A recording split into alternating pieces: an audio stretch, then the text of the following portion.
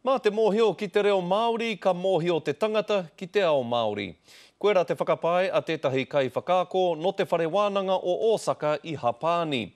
Hea i kia sei ko Suki, a hakoa te kai uaua o te ako reo hou, i nā te nui o ngā hau māwiwi ka puta. He tawhiti rawa tōna wā kāinga, engari he wero anō tō tēnei wahine o Hapanihi ki te motu. Mā te akoranga te reo Māori me ōna tikanga, ka taia mātou te kite i ētahi hononga. No te whare wānanga o Waikato tōna reo, i tēnei wā kai te whare wānanga o Osaka e ako ana i te reo Māori. Kei konei mo te rua wiki ki te rapu rauemi mo ana akonga. We will be on TV in New Zealand. I te tīmatanga o te akoranga,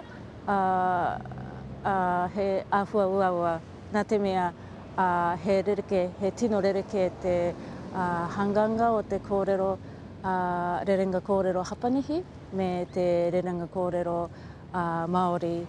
Engari nōhea tōna kai ngā kau ki tō tātou reo. Ko te take i ako ahau i te reo Māori, he aroha nōku ki ngā tuhitukinga Māori me ngā tuhitukinga a te moana nui a Kiwa. Mā te ako i ngā reo o iwi kē, ko te ao ka whai hua. O ngā reo katoa hei tā sei, ko tō tātou reo te reo ōrite ki tō ngā Hapanihi reo. Kao e hara i te uaua ki te reo, ki te ako i te reo Māori, nā te mea he rite te tangi o te reo Māori me te reo Hapanihi.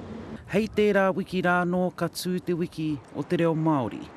Tērā pea he tauira tēnei wahine o te whenua o te aranga o te rā. Ko Suki-san, kia o tike te kurasai. Ngā hoi Wade, te karere.